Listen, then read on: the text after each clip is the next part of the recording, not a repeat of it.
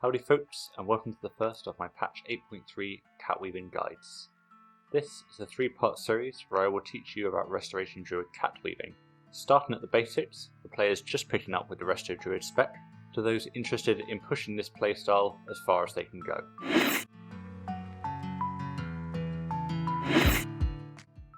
In this video, we will cover the basics, starting with what is Catweaving, why a healer's damage is important, and if you're just getting started with Resto, how to start weaving damage into your playstyle.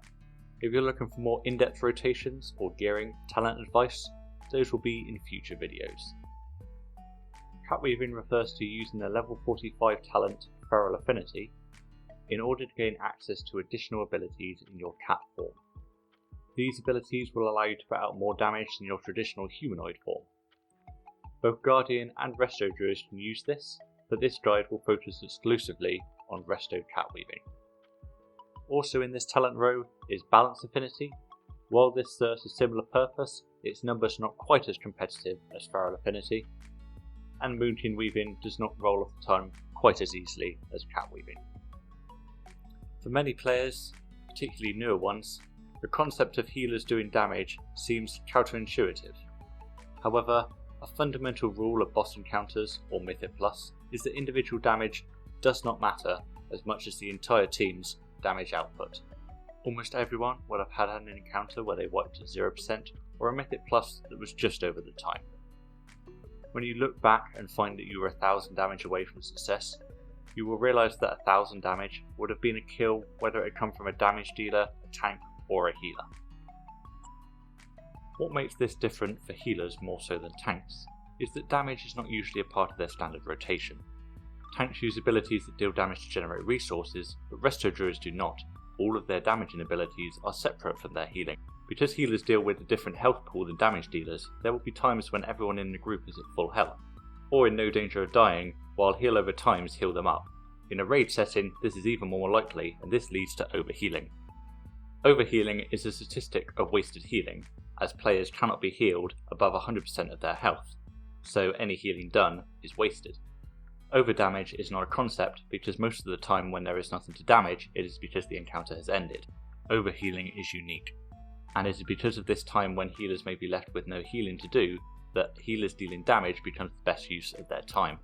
This is a lesser version of the idea of dropping healers, a practice common in Mythic raiding as guilds aim to only run the bare minimum of healers. Healers assisting with damage is more flexible, it better allows for the flow of damage during a boss fight. Two examples can be found early on in Nyalotha. Morp features a massive spike in raid damage during Phase 2, but with the number of healers required for Phase 2, that would be a lot of downtime in Phase 1. Likewise with Inquisitor, on Heroic, her damage ramps up once a trio of players have become Voidwoken once or twice. Before this time, there is low enough damage to the raid that damage can be put into the boss. For our flexible small raid size of about 10 to 15 players, we have often found that a single healer one way or another can dramatically slow down the encounter or leave healers vulnerable because a single player at such a low raid size makes a large difference. Having your healers able to deal damage, especially with one who focuses more on a hybrid role, can help balance out too many healers and too few.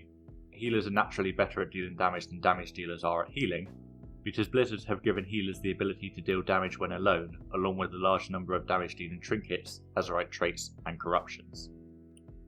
In Mythic Plus, there are many encounters where the only damage is on your tank, or through a variety of stuns and CCs, hardly any damage at all.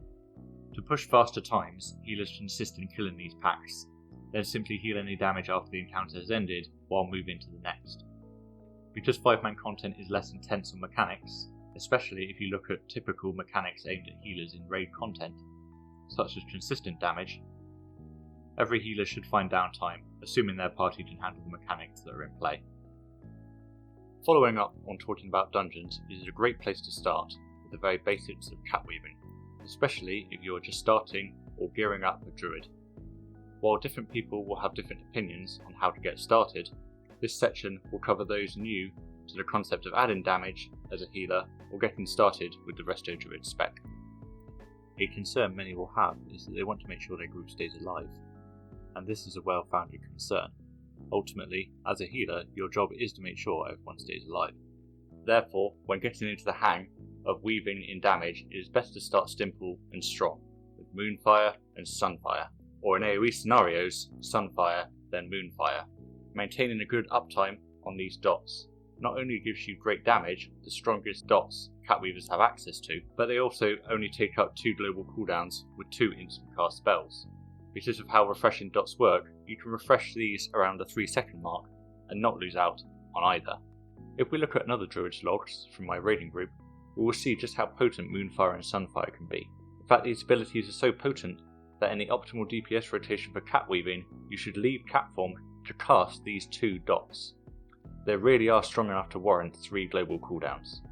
If you are still getting the hang of managing a balance between healing and damage, whether because you are new to the spec, worried about your own playstyle, or unsure how much damage your regular party or raid will take, maintaining Moonfire and Sunfire will give you a good starting point, while also getting you used to keeping the highest damaging abilities you have access to up, even when you start using Catform. You may have noticed in a Catweaving guide I haven't talked much about using Feral Affinity in Catform. This section of the guide has been all about the basics. In part 2 we will look at the Feral Affinity talent in depth and look at progressively more complex rotation that make use of Catform.